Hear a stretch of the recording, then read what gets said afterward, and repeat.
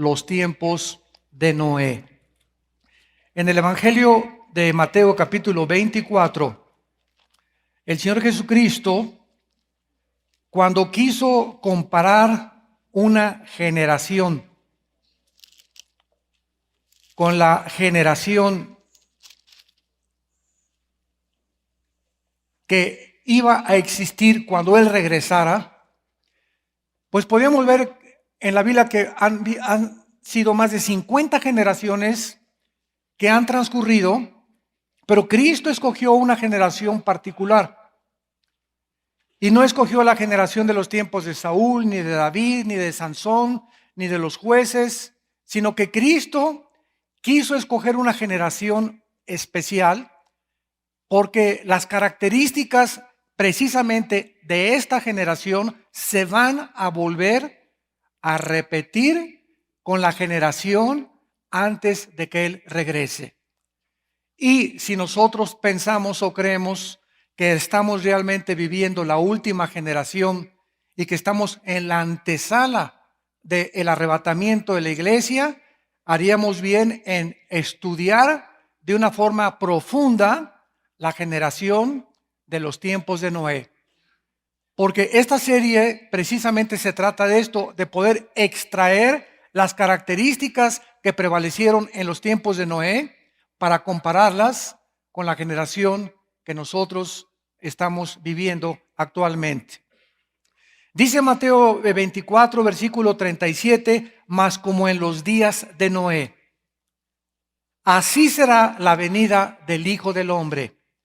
Porque como en los días antes del diluvio estaban comiendo y bebiendo, casándose y dándose en casamiento, hasta el día en que Noé entró en el arca y no entendieron. Hasta que vino el diluvio y se los llevó a todos. Así será también la venida del Hijo del Hombre.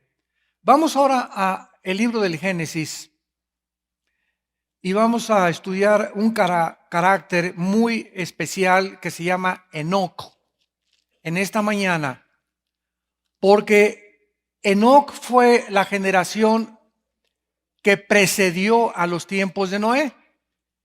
Y vamos a ver de qué forma tan increíble e impresionante y profunda la vida de Noé es el símbolo, el icono, el representante para que nosotros podamos poder entender que si queremos irnos en el arrebatamiento de la iglesia, vamos a tener que tener las características de Enoc. Porque Enoc es la primer persona en la Biblia en haber sido sacada de este mundo sin morir y llevada al cielo. Es el primer arrebatamiento de la Biblia. El segundo fue Elías. El tercero será la iglesia. El cuarto arrebatamiento será los dos testigos de Apocalipsis capítulo 11. Entonces vemos nosotros que el arrebatamiento no es algo absolutamente nuevo en el Nuevo Testamento, sino que en el Antiguo Testamento, aunque era un misterio, porque Pablo dice, he aquí os digo un misterio, 1 Corintios 15, 51 al 53, no todos vamos a morir, a dormir, sino que todos seremos transformados. En el Antiguo Testamento no entendían que vendría un momento en el que millones de personas en el mundo vamos a desaparecer de repente. Y de repente el mundo va a comenzar a caer en un caos, en una confusión política, económica, social, filosófica, en el que van a tener que explicar a dónde se fueron millones de personas que desaparecieron. Esta es la razón por la cual hay una invasión de ovnis, de objetos voladores no identificados, desde 1946. 2 años antes de que se estableciera Israel como Estado soberano e independiente. Entonces, todas estas apariciones de extraterrestres, películas de extraterrestres, abundan ahorita las películas de espantos, de transformaciones de espíritus, de posesiones demoníacas. Por todos lados se habla de que las cosas que están sucediendo paranormales quién construyó las pirámides de Egipto, quién construyó las pirámides de Machu Picchu allá en el Perú, la pirámide de Chichén Itzá en Yucatán, que cuando el 21 de marzo cae el sol sobre la pirámide, se forma una serpiente que embona con la cabeza de la serpiente. Todas estas cosas que no son coincidenciales, el mundo no tiene respuestas. Son pasadas a la historia como misterios. Y cuando venimos a la Biblia, encontramos que detrás del mundo que nosotros vivimos, hay un mundo espiritual de dos tipos de criaturas, los ángeles de Dios y los ángeles caídos. Hay un grupo de ángeles caídos que se metieron en los tiempos de Noé para pervertir la genética humana, para evitar que la profecía de Génesis 3:15, que la semilla de la mujer iba a herir a la semilla de Satanás, pudiera realmente llevarse a cabo. Entonces hubo una invasión genética en Génesis 6 para impedir que naciera el Mesías. Otro ataque fue cuando en Egipto el faraón mandó matar a todos los niños menores de 2 años, porque a través de Noé venía la promesa y Noé fue salvado. Vino otro ataque contra David al tratar de matar a su hijo Absalón, levantarse en contra de su padre, y fue muerto y asesinado a Absalón después de rebelarse con su padre. Hubo otro ataque cuando Cristo nació con los Reyes Magos, los famosos reyes del Oriente que vinieron a visitar al niño, que acuérdense, los Reyes Magos no vinieron al establo, porque se pintan los nacimientos, y quiero decirles, no hay ningún problema que tú tengas en tu casa un nacimiento, porque no estamos adorando ni postrándonos delante de las figuras. Es una representación como tener un retrato de Winston Churchill o tener una pintura de tu papá o de tu mamá. Una cosa es adorar y otra cosa es tener una representación hermosa, preciosa de lo que fue el nacimiento, pero no pongan los Reyes Magos. Porque los Reyes Magos llegaron 2 años después de que Cristo ya había nacido. O sea, no llegaron en el momento del nacimiento. Porque dice la Biblia que cuando él nació en un establo. Y la palabra griega para establo es diferente a la palabra griega para casa. Y cuando los reyes llegaron, estaba ya Cristo en una casa y tenía 2 años de nacido. Así que no pongan los Reyes Magos ya en los nacimientos. Muy bien, ahora aquí en Génesis capítulo 5, del cual nos vamos a ocupar un poco más tiempo, dice la Biblia en el versículo 21, y vivió Enoc 65 años y engendró a Matusalem. Esto es muy importante. Hasta los 65 años de edad, Enoc engendra a su primer hijo. Y Matusalem significa, cuando él muera, vendrá el juicio. ¿Me escucharon? Cuando él muera, vendrá el juicio. En otras palabras, cuando Dios le dio a Enoc a Matusalem, le estaba diciendo que cuando Matusalem muriera, iba a venir un juicio tremendo en contra de la humanidad, y el cual se conoce como el diluvio universal. Y dice el versículo 22, y caminó Enoc con Dios. Después que engendró a Matusalem, 300 años y engendró hijos e hijas. Y fueron todos los días de Enoc 365 años. Y en el libro de los Hebreos, capítulo 11, hablando de los héroes de la fe, es exhibido Enoc en el versículo 5. Hebreos 11:5. Por la fe Enoc fue traspuesto. Esta palabra metatitiemai en el griego significa trasladado. Por la fe Enoc fue trasladado para no ver muerte. Es el primer ser humano sacado de su cuerpo sin morir en la Biblia. Y no fue hallado porque lo traspuso Dios.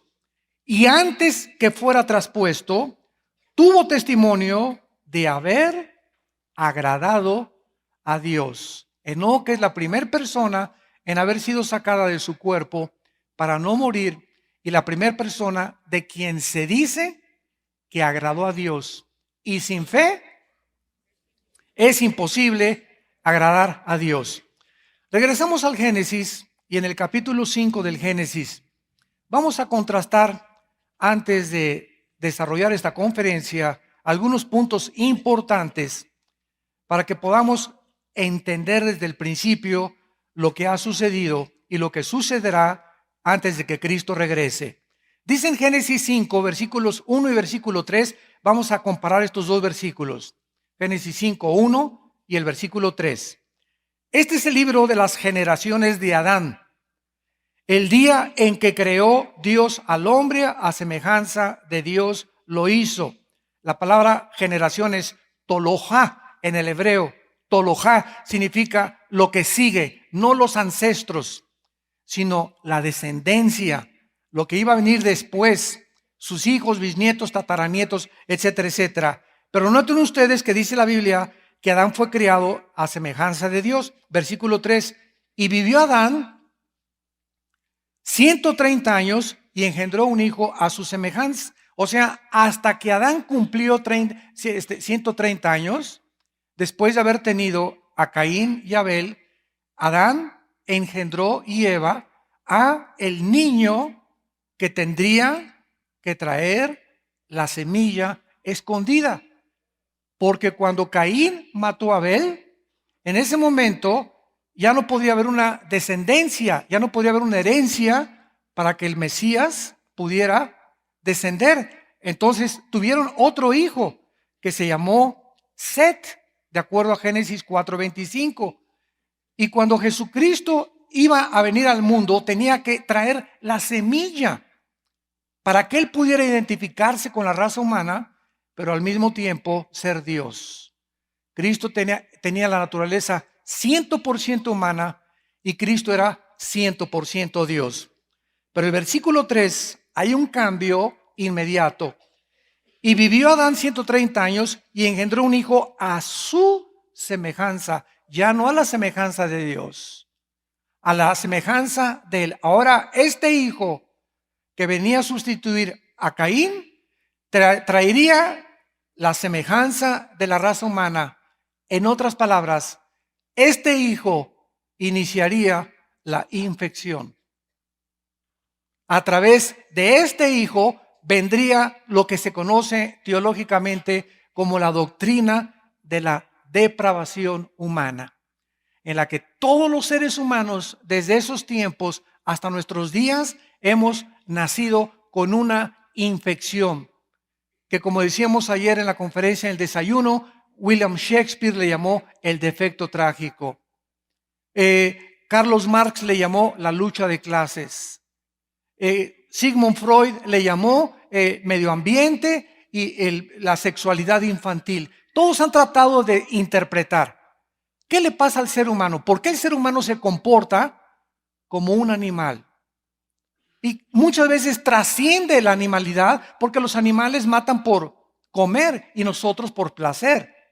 Entonces hay algo en la naturaleza humana que es maligna y lo vemos, señores antropólogos y sociólogos y psicólogos, desde la edad de la infancia. A un niño de 1 año, 2 años es el dictador número 1 de tu casa. Un niño de 1 año o de 1 año y medio, 2 años avienta unas rabietas y con pirinola comienza en el suelo, ga, ga, ga, y le das de comer y te la avienta en la cara. Y comienzan a gritar y comienzan, eso es mío, y comienza un egoísmo dentro de ellos que, aunque no es pecaminoso porque no están conscientes de lo que están haciendo, forma parte de la maldad con la cual nacimos. Nunca se le enseña a los seres humanos a portarse mal. Se nos enseña desde chiquitos a que nos portemos bien, porque el mal lo traemos en la sangre. Entonces lo que los psicólogos, literatos, filósofos han tratado de cuál será el problema de la humanidad, que se comporta como se comporta, que estamos ya en el siglo XXI a punto de destruirnos en el Medio Oriente con otra guerra mundial, es precisamente lo que se llama la depravación de la raza humana.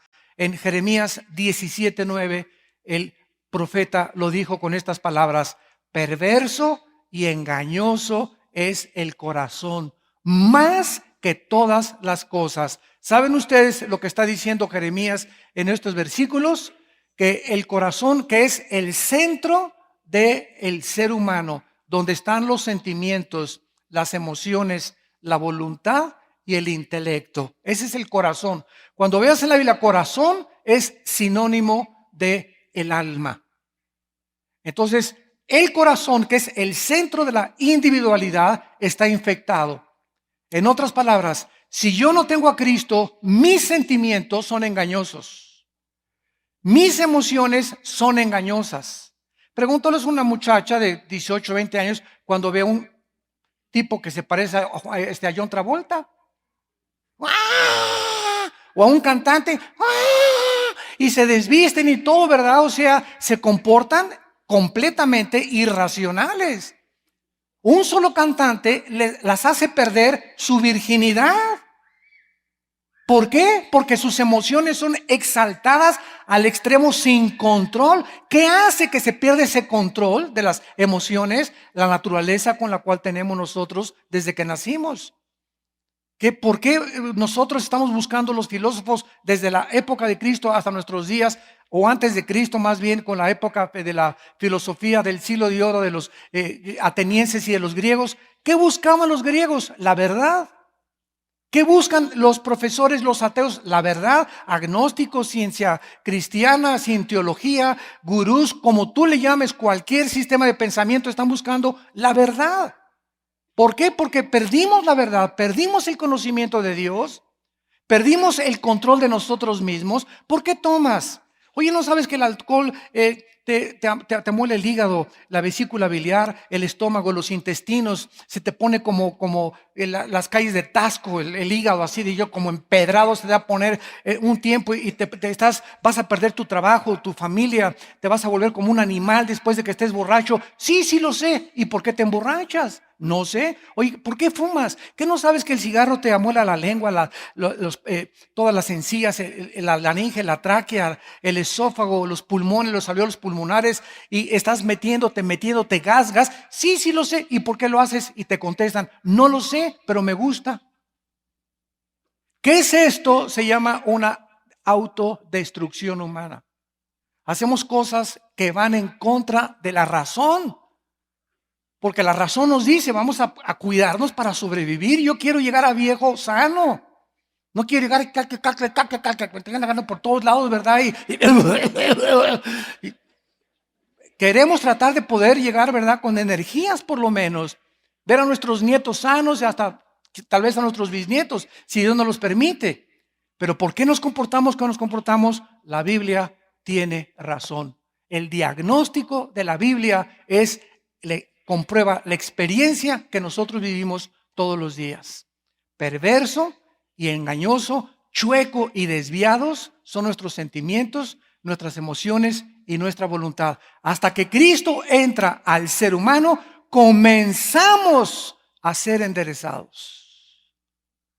Comenzamos a pensar como Dios quiere que pensemos, comenzamos a controlar nuestras emociones, nuestros sentimientos, comenzamos a ubicarnos, a centrarnos, ni muy, ni más para acá. Comenzamos a tratar de encontrar el balance de la vida, de los pensamientos, de la actitud, del comer, del beber, de usar el dinero. Venimos por fin en el camino que conduce a la vida.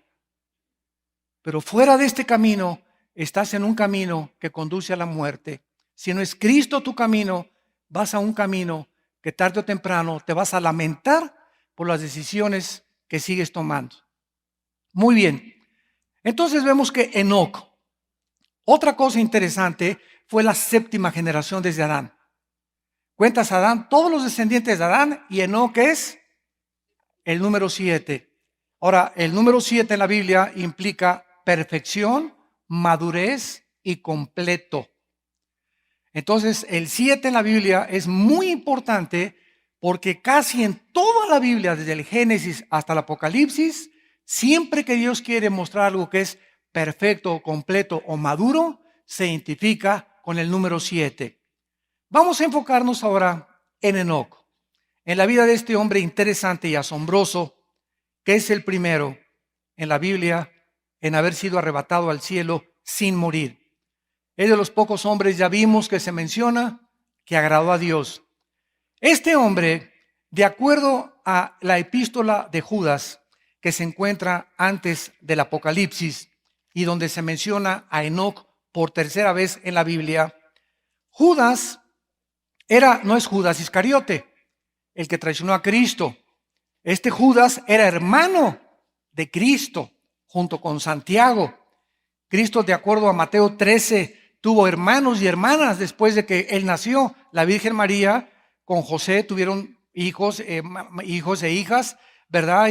Tuvo muchos hermanos Cristo, pero Santiago y Judas fueron hermanos de él y se convirtieron en apóstoles y seguidores de su hermano, que fue Jesucristo. Judas, la carta de Judas, describe la apostasía de los hombres que van a abundar en esta generación, que van a decir que son cristianos y son falsos profetas. Como ya hemos visto anteriormente, ahora ya hay hasta apóstoles. Y hay personas que ya se autonombran apóstoles. Cálmate, San Cayetano. Y hay personas que se autonombran apóstoles. ¿Dónde comenzó esto? En 19 siglos nunca volvieron a haber apóstoles, porque los apóstoles de Jesucristo son los que fueron testigos desde el bautismo hasta la ascensión de Jesús. Y cuando murieron los apóstoles, ya no hubo apóstoles. Y Apocalipsis termina diciendo en Apocalipsis 2, versículo del 1 al 2, te felicito, le dice Cristo a la iglesia de Éfeso, porque has probado a los que se dicen fe ser apóstoles y los has hallado mentirosos. ¿Qué cosa está diciendo Jesucristo? Que en el primer siglo ya de la era cristiana, había personas que ya se querían nombrar apóstoles, pero no tenían las características para ser apóstoles, que era haber estado desde el bautismo de Juan hasta la ascensión. Pablo fue la única excepción. Y él dice en Corintios 15, soy como un abortivo, y se considera el último de los apóstoles, porque aunque no estuvo desde el bautismo de Juan, por lo menos él sí vio a Jesucristo en la carretera a Damasco. Pero desde esa época ya no volvieron a haber apóstoles, ni Lutero, ni Calvino, ni Billy Graham, ni Luis Palau, ni Hudson Taylor, ni William Carey, ni Charles Spurgeon. Ninguno de los hombres en 19 siglos se volvió jamás a decir apóstoles. ¿Cuándo comenzó el apostolado? ¿Cuándo comenzó la apostasía? Y estamos viviendo la apostasía. En el 2001, un señor allá en California, se le apareció una profeta haciendo un servicio, le puso las manos y le dijo, tú eres el apóstol para las naciones. Y de ahí entonces él formó lo que se llama la Coalición Internacional Apostólica, a $250 la inscripción. Y $350 si estabas fuera de Estados Unidos.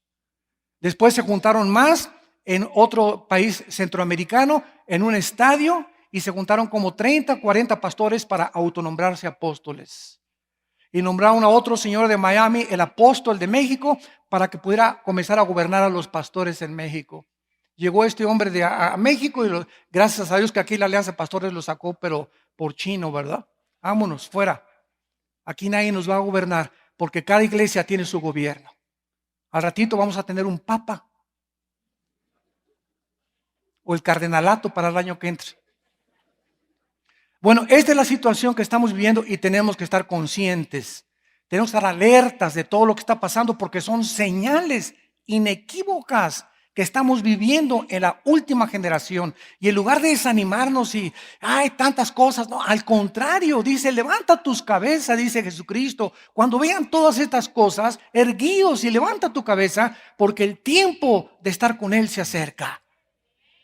Entonces animémonos con estas palabras. Y todas estas personas las describe Judas. Y en el versículo 14 y 15 dice la Biblia, de estos profetizó Enoc. O sea, Enoc vivió en tiempos de apostasía también. Enoc vivió en tiempos de falsos profetas, de falsas personas, de falsos hombres que seguían a Dios. Séptimo desde Adán. Diciendo, he aquí vino el Señor con sus santas decenas de millares. Enoc profetizó por primera vez la venida de Jesucristo, la segunda venida de Jesucristo. Y dice el versículo 15, para hacer juicio contra todos y dejar convictos a todos los impíos de todas sus obras impías que han hecho impíamente y de todas las cosas duras que los pecadores impíos han hablado contra él. Entonces vemos que este hombre, Enoc, permaneció solo, firme en medio de una generación depravada. denunciando el pecado, llamando al arrepentimiento a la gente en su fiel testimonio a Dios. Muy poco se escribió acerca de Enoc, pero las pocas palabras que tenemos son suficientes para darnos idea de la santidad y de la forma como debemos de caminar antes del arrebatamiento. Veamos pues ahora qué cosa está implicado con la frase Enoc caminó con Dios. Vamos a ver qué cosa significa caminar con Dios. Número 1, reconciliación. Esta es la primera cosa implicada para que tú puedas comenzar a caminar con Dios. Es lógico, dice Amós 3:3, que dos personas no pueden caminar juntas si no están de acuerdo. Es el problema de muchos matrimonios. Uno piensa de una manera, la otra piensa de otra manera. Bueno, digo, vamos a entendernos.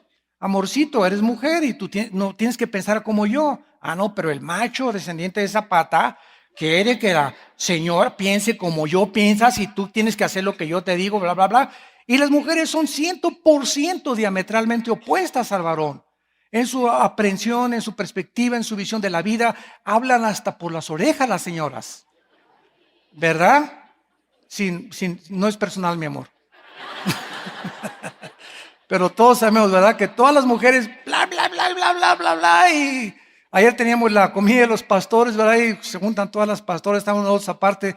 Yo les digo, a ver quién es el primero que saca a su mujer del salón. Echamos hasta apuestas si no lo sabían. Y nos ganó Siragüen, nos ganó, el pastor Siragüen. La más obediente fue Flor. No, pero es en serio, ¿no? O sea, mi esposa me dice, oye, vengas con unas amigas, estamos ahí en Dallas, cristianas desde luego, en una cafetería, y 6 horas llego por ellas y siguen platicando. Y nosotros en 10 minutos acabamos. Bueno, la cuestión es esta, ¿no? Son diferentes. Tenemos que ser pacientes con ellas. Tenemos que entender eso, ¿no? Pero cuando caminamos dos juntos, entonces, si entendemos que somos diferentes, ¿qué es lo que cabe dentro de un matrimonio para que pueda prevalecer el matrimonio? Que no haya esas fricciones, esto y el otro, ¿no? Bueno, voy a tratar de entenderte. Y tú trata de entenderme a mí. Entonces, para que pueda haber una reconciliación, para que pueda haber un entendimiento mutuo, tenemos que ceder y rendirnos muchas veces, ¿verdad? Bueno, ¿qué es lo que tú quieres? Quiero entender cómo tú piensas, no entiendo cómo tú piensas, pero lo voy a entender. Lo voy a apuntar y me voy a poner a orar. Y le voy a pedir al Señor Padre Santo, yo no la entiendo. ¿Y sabes qué me aconseja el Espíritu Santo? Yo nunca te pedí que la entendieras, Armando, te pedí que la amaras.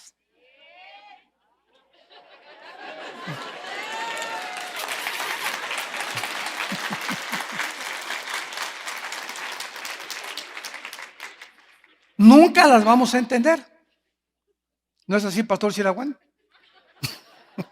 Y todos los hombres, amén. O sea, no tratemos de entenderlas porque ni nos entendemos a nosotros mismos.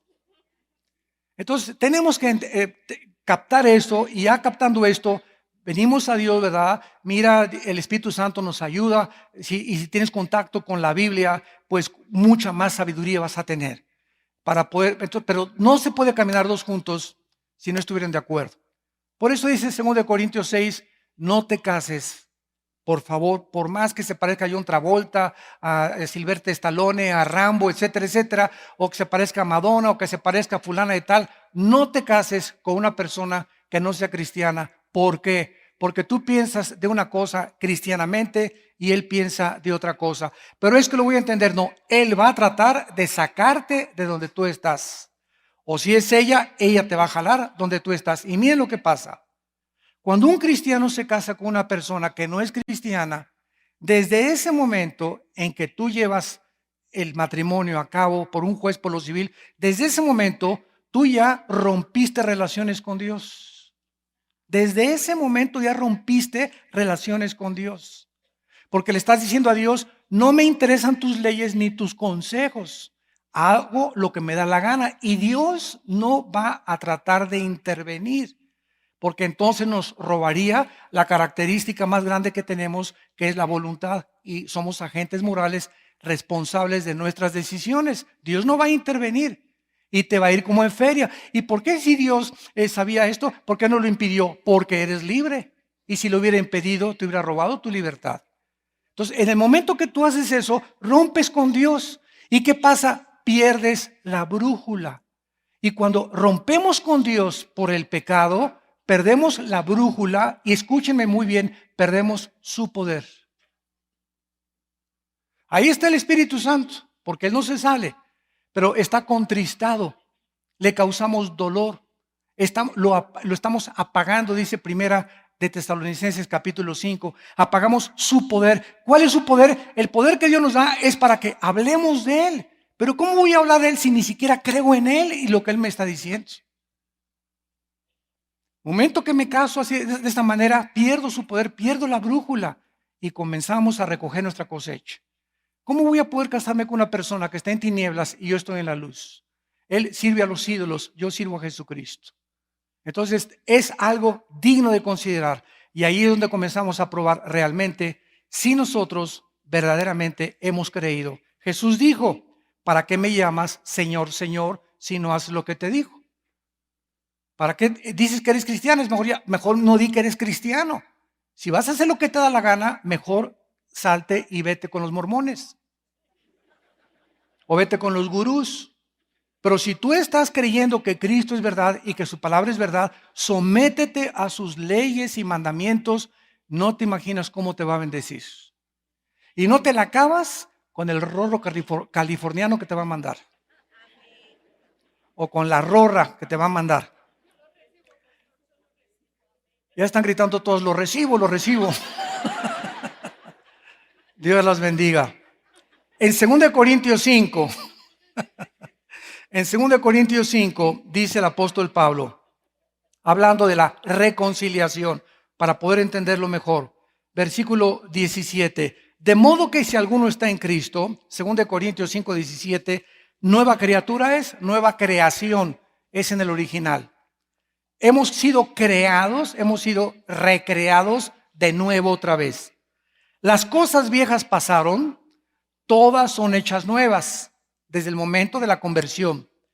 Y todo esto proviene de Dios, quien nos reconcilió. O sea, antes de ser cristianos éramos enemigos de Dios. ¿Qué es la reconciliación? Unir a dos personas que antes se odiaban, que no eran amigas, y cuando hacemos la paz se llama la reconciliación. Cuando te peleas con tu esposa o tu esposa contigo y los dos se piden perdón, ¿qué hubo? Una reconciliación. Cuando aceptamos a Cristo y le decimos, Padre, perdona mis pecados, entra a mi corazón. Antes, dice Colosenses 1:21, éramos enemigos de Dios. Oye, yo tenía aquí mi escapulario, tenía mi estampita de Judas Tadeo, y yo siempre creía en Dios. Espérame tantito, ¿en cuál? ¿En cuál Dios? Los griegos tenían 7 millones de dioses. Ayer una señora en el desayuno, ya de edad, me dijo, ay hermano, es que yo siempre oro, yo siempre he creído en Dios. Y le dije a esta señora, ¿en cuál señora? Es que yo le pido al Espíritu Santo. Oiga, espérame tantito, nunca se nos manda pedirle al Espíritu Santo. Ya ve cómo está usted equivocada, le dije. Nunca hay oraciones al Espíritu Santo en la Biblia, es al Padre en el nombre del Hijo a través de la intercesión del Espíritu Santo. Pero el Espíritu Santo vino al mundo para levantar a Jesucristo y es Cristo el que se levante. Cuando le damos demasiada importancia al Espíritu Santo, estamos haciendo que la Biblia no tenga validez, porque la Biblia nos enseña que al que tenemos que honrar es a Cristo. Claro que no estamos deshonrando al Espíritu, pero cada vez que honramos a Cristo y levantamos más a Cristo y menos al Espíritu Santo, el Espíritu Santo está contento. Porque Él vino a eso. Es como Juan el Bautista, cuando Cristo comenzó a la gente a seguir a Cristo, Juan el Bautista dijo, yo no quiero ya que me sigan a mí, es necesario que yo mengüe y que Él prospere y que Él sea levantado. Y así es entre las 3 personas de la Trinidad, entre el Padre, el Hijo y el Espíritu Santo. Entre ellos no hay envidias, pero no nos fue dada la Biblia para discutirla, nos fue dada para obedecerla. Una vez un teólogo me dijo en Colombia, bueno, hermano Alducin, pero el Espíritu Santo es Dios, ¿verdad? Claro que es Dios. Y me dice, bueno, entonces si es Dios, ¿por qué no orarle a Él? Y le dije, lo que usted me está diciendo es un silogismo. ¿Qué es un silogismo? Es lo que sigue. ¿Dios es todopoderoso? Sí. ¿Dios puede hacer una piedra tan grande que no pueda cargar? No, entonces no es todopoderoso. ¿Y si la puede hacer y no la puede cargar? Entonces Dios, conclusión número 3, Dios no es todopoderoso. Eso se llaman silogismos. Yo les llamo marihuanadas. Claro que es Dios, pero la Biblia no es para discutirla. Claro que Él es Dios, pero Él quiere que así sea. Así le contesté. Él quiere que no le oremos al Espíritu Santo, que le oremos al Padre. Padre nuestro que estás en los cielos, cuando oréis, así oren, dijo Cristo. Entonces yo vengo a someterme a lo que Él me dice. Porque podemos hacer miles de inventos también. Y esto y este, sí. Entonces si esto es así, pues es así. Bla, bla, bla, bla, bla, bla, bla. La tesis, antítesis y la antítesis, como se llama filosóficamente hablando. Entonces no estamos nosotros para discutir la Biblia, sino para obedecer sus mandamientos. Entonces, qué importante es que entendamos que la reconciliación, como dice Pablo, nos los dio a nosotros. Versículo 18, nos reconcilió y nos dio el ministerio de la reconciliación. Pregunta, ¿eres tú un reconciliador en tu familia? Nos dio el ministerio de reconciliarnos ahora a nosotros. Él en la cruz muere y nosotros que éramos enemigos, por medio de esa muerte, somos hechos amigos de Dios. Él con su muerte nos junta. La cruz es el punto de unión entre Dios y entre el ser humano. La cruz. Si no es la cruz, no hay ninguna manera en la que el ser humano se reconcilie y haga la paz con Dios. Es la cruz lo que Dios escogió para que pudiéramos volvernos sus amigos. Entonces, ahora Él nos manda y nos dice, Pablo, ahora nos da este ministerio. Abuelita, ya no estés enojado con mi abuelo, perdónalo. Mira, prima, ya no tengas rencor contra ese cabeza de gallo giro que se fue, te dejó tu novio pelón feo. Perdónalo, ya déjalo ir, ¿verdad? Dios tiene algo mejor para ti. Pero tenemos que estar continuamente trayendo a la gente a que haga la paz con Dios y que abandonen su odio, su rencor y sus amarguras, porque es lo que impide la reconciliación entre nosotros y con nuestro Creador. Entonces tenemos el ministerio de la reconciliación. Número 2, para caminar con Dios necesitamos tener la misma naturaleza.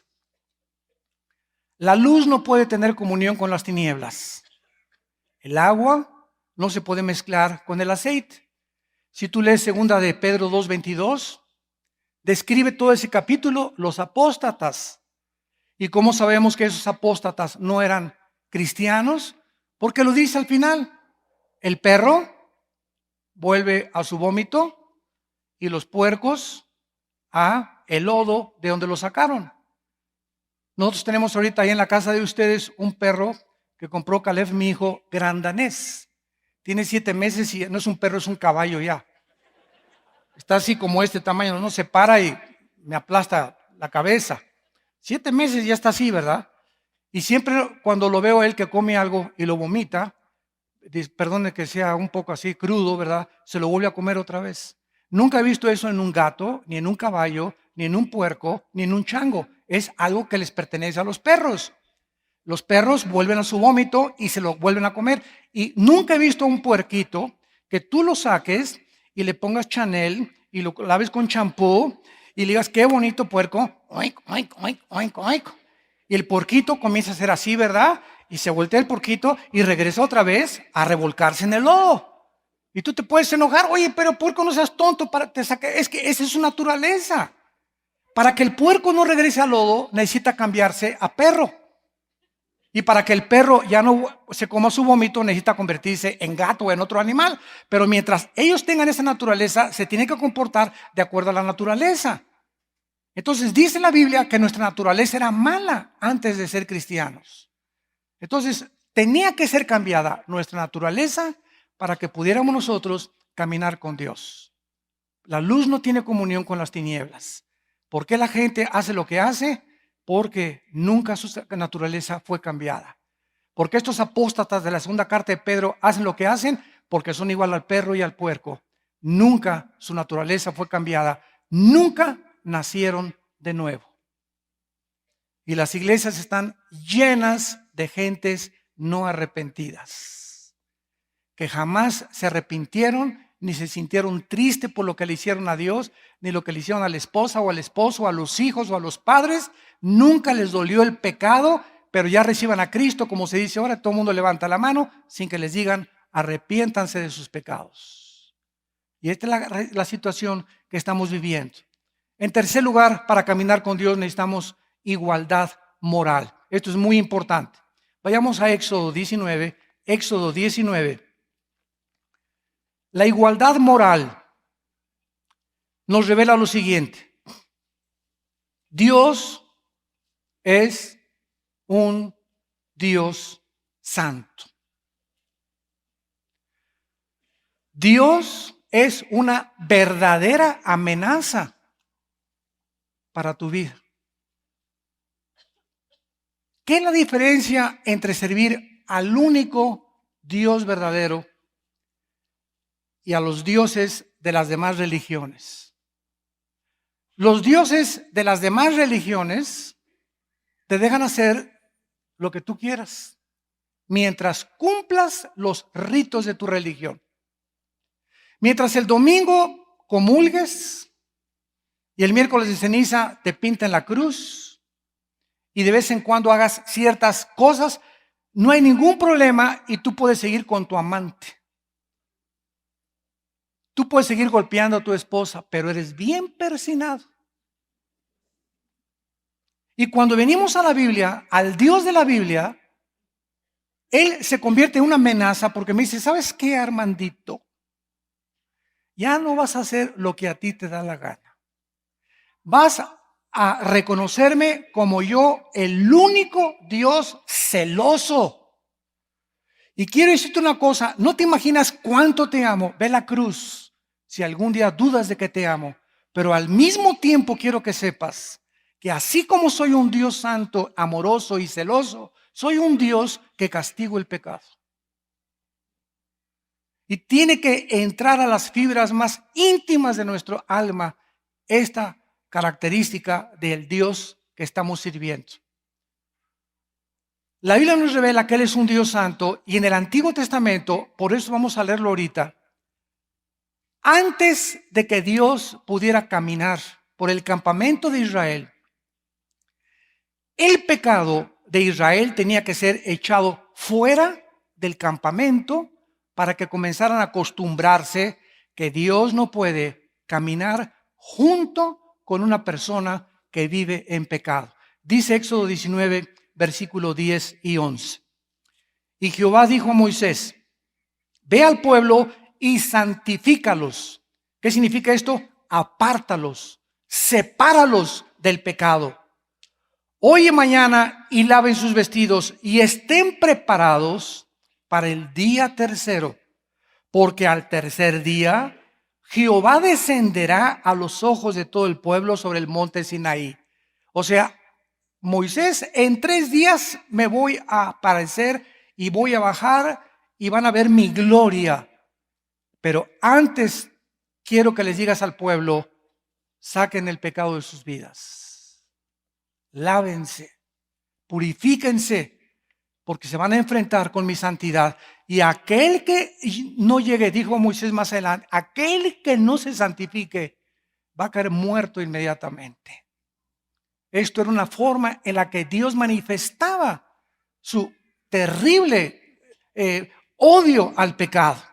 Dice el versículo 22 del mismo capítulo, y también que se santifiquen los sacerdotes. Ojo, pastores, que también se santifiquen los sacerdotes que se acercan a Jehová, para que Jehová no haga en ellos estrago. Qué importante es y cuál es la razón por la cual ahora tantos pastores y misioneros se está descubriendo, ¿verdad?, que vienen en pecado o que se fueron con la del coro, que adulteraron, etcétera, etcétera, porque no había en ellos y todavía hay en muy pocos hombres de Dios la conciencia de a quién estamos sirviendo. A un Dios santo, santo, santo. Antes de que Isaías pudiera ser comisionado por Dios, Isaías 6, Dios lo lleva a Isaías vivo al cielo. Y dice Isaías, vi un trono cuyas faldas caían hasta abajo y querubines que volaban alrededor del trono diciendo, santo, santo, santo. Y cuando vi eso, dice Isaías, cuando vi eso, dije, ay de mí, que soy un pobre pecador. Isaías, que había sido preparado por Dios. Soy un hombre pecador, que han visto a Dios, Dios de los ejércitos. Y viene un querubín corriendo, volando, y toma un carbón del altar y lo pone aquí en los labios. No lo pone en el corazón el carbón, lo pone en sus labios. ¿Por qué? ¿Por qué? ¿Por qué es lo primero que sella Dios? Porque lo primero que tenemos que aprender es que cuando nuestra naturaleza ha sido cambiada, tenemos que cambiar nuestra manera de hablar. Porque del corazón salen todas las cosas. De la abundancia del corazón habla la boca. Y no te imaginas el daño que tú haces cuando tú comienzas a calumniar. Cuando comienzas a herir la reputación de personas que no estás segura que es así. Por eso ahora me mandan a cada ratito a mí correos. Oye, hermano, ya viste en internet y en YouTube que te ponen a ti contra otro predicador y que esto y que el otro y que dijeron aquel. Yo ya ni me meto ahí. ¿Por qué? Porque es un hervidero. Parecen mercado de verduleras. De todas las mentiras que el diablo ha inundado y está metiendo a personas para que entre nosotros haya chismes y para que haya contradicciones y para que haya, son semillas de discordia entre nosotros para ponernos unos contra otros. Simplemente para entre nosotros haya dudas de, oye, pues sí es cierto, ¿verdad? Y dijeron que era homosexual aquella, y aquella que era lesbiana, y que este hermano, y que por acá por allá, y que ahora predica por aquellas cosas. ¿Sabes una cosa? Todas son chismes y rumores. Si fueran verdad no estarían ahí. Porque el diablo es el acusador de los hermanos. Entonces tenemos que cuidar la boca. Cuando alguien te llega con cualquier cosa, ¿quién te lo dijo? Es que me lo oí. ¿Cómo que lo oíste? Pues sabes una cosa, si lo oíste no me lo debiste haber dicho. Dímelo cuando tengas los pelos en la lengua y sepas de primera mano que lo que tú me estás diciendo es verdad. Porque así es como se hiere la reputación. Ayer nos contaba un pastor que fue al desayuno, que conoció a una muchacha hace muchos años y que ella lo dejó de ver. Él era soltero, le había propuesto matrimonio y lo dejó de ver. Y se encontraron después de 4 años. En un café comenzaron a platicar. Y la muchacha le dijo, ¿sabes por qué te dejé de ver? Porque mi mejor amiga me dijo que tú andabas con otra. Y yo, de bruta, le dice ella, lo creí. Entonces, fíjense nada más, el chisme de su mejor amiga por envidia que andaba con este pastor, hizo que esta muchacha dejara, tal vez que era el propósito de Dios que se casara con este pastor, pero por el chisme de una mujer lo dejó de ver. ¿Ven cómo es el chisme? Porque mi mejor amiga me dijo que andabas con otra. ¿Y por qué no lo comprobaste? Le dijo el pastor. ¿Por qué no viniste a hablar conmigo? Pues porque...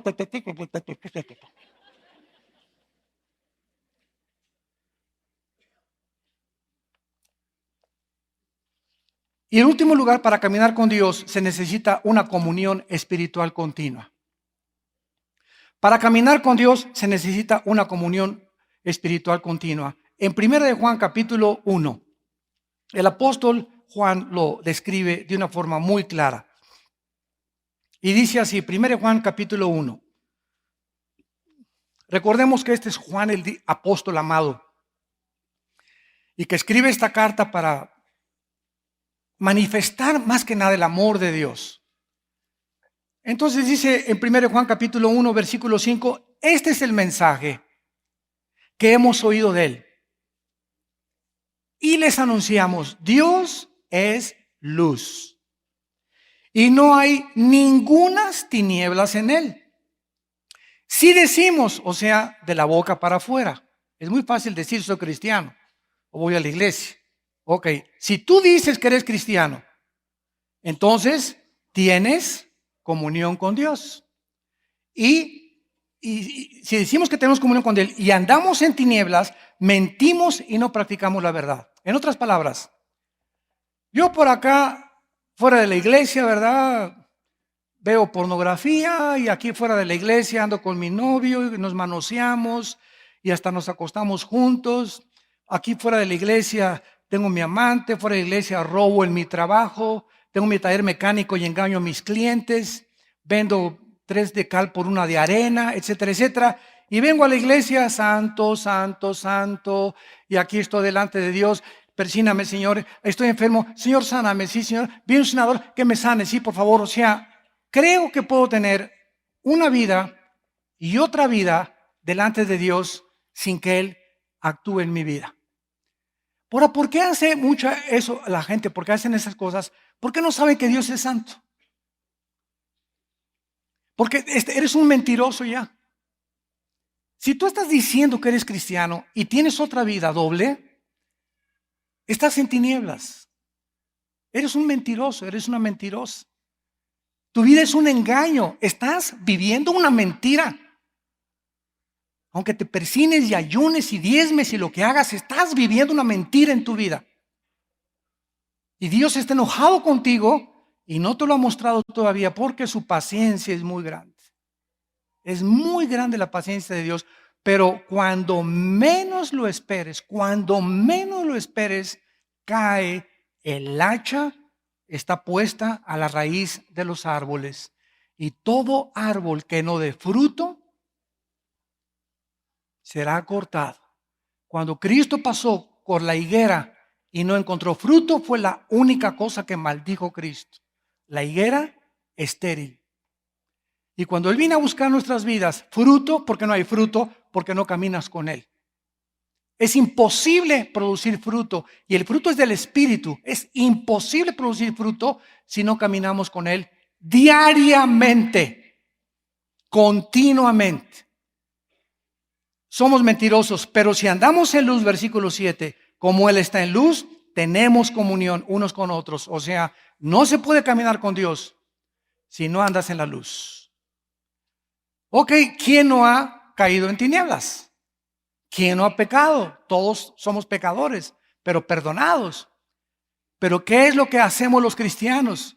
Ya había una mujer equivocadamente, ya había un hombre equivocadamente, ya había algo que no había haber visto, ya le metí las manos a mi novia en la forma como no debía haberla acariciado, ya hice algo, ayer comí de más, anoche en la cena abusé de las chelas, abusé del alcohol, abusé de la comida, me comí 5 tamales en lugar de uno nada más, comí postre, no debo comer postre. Ahí todos los días estamos haciendo algo que va en contra de lo que deberíamos hacer. Muy bien, siempre que hagamos esas cosas, lo único que tenemos que hacer es regresar, versículo 8. Si decimos que no tenemos pecado, nos engañamos. O sea, si tú después de hacer estas cosas, llegas a tu casa en la noche y no te hincas y no le dices a Dios, Padre, Espíritu Santo, que me ilumine y me muestre, tú que escudriñas el corazón, Espíritu de Dios, muéstrame, Padre Santo, a través de tu Espíritu, qué cosas hice hoy que no te han agradado.